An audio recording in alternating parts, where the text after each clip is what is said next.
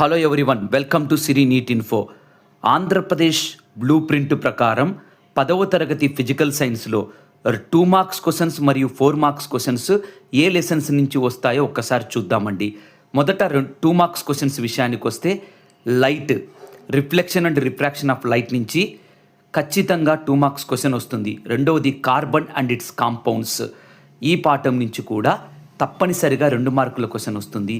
మూడవది current electricity, ఈ పాఠం నుంచి 2 మార్క్స్ క్వశ్చన్, అనగా light, carbon it's compounds, current electricity నుంచి 2 మార్క్స్ క్వశ్చన్స్ వస్తాయి. ఇక 4 మార్క్స్ క్వశ్చన్స్ విషయానికి వస్తే లైట్ పక్కాగా 4 మార్క్స్ క్వశ్చన్ గ్యారంటీ. మరొక లెసన్ యాసిడ్స్ అండ్ బేసెస్ లేక metals and non metals. Suppose acids and బేసెస్లో 8 మార్క్స్ క్వశ్చన్ వస్తే మెటల్స్ అండ్ నాన్ మెటల్స్లో నుంచి 2 క్వశ్చన్స్ 4 మార్క్స్కి వచ్చే అవకాశం ఉంది.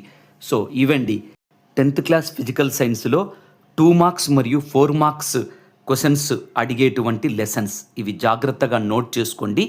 ఇక మిగతా లెసన్స్లో 2, 4 మార్క్స్ ఖచ్చితంగా రావు. Thank you. Subscribe, like and share.